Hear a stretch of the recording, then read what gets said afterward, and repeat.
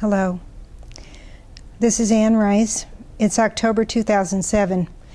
I've been thinking a lot about my earlier books before 1998, books before 2002, when I consecrated my work to Christ.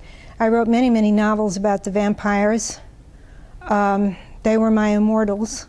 They were my metaphors for the lost and the alienated and the alone. And one of the books that I wrote was called Pandora. Pandora was one of the oldest of the immortals. She was 2,000 years old.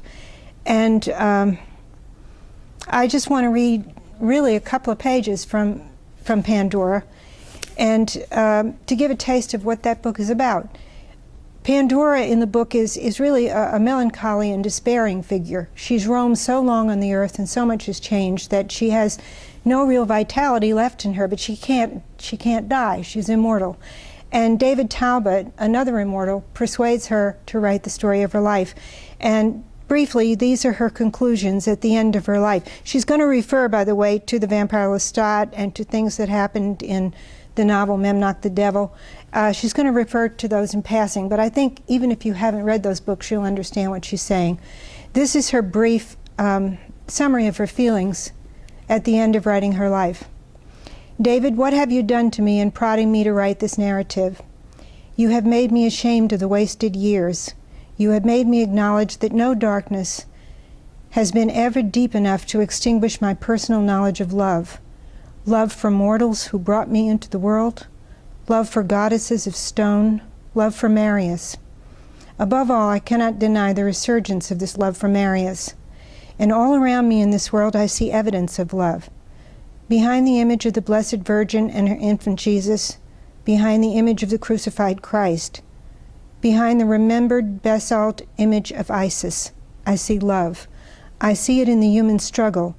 I see its undeniable penetration in all that humans have accomplished in their poetry, their painting, their music, their love of one another, and refusal to accept suffering as their lot.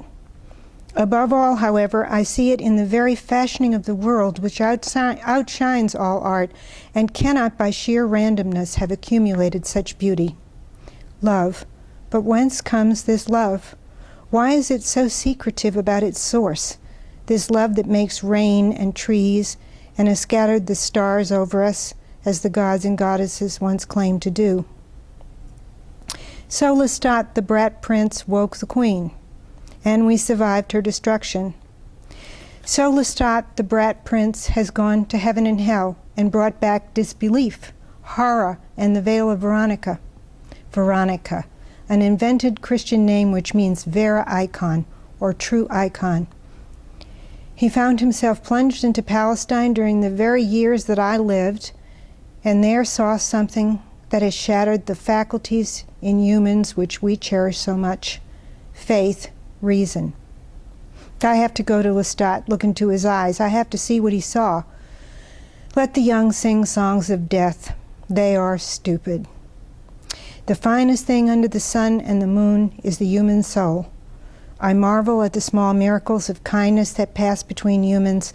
I marvel at the growth of conscience, at the persistence of reason in the face of all superstition or despair. I marvel at human endurance.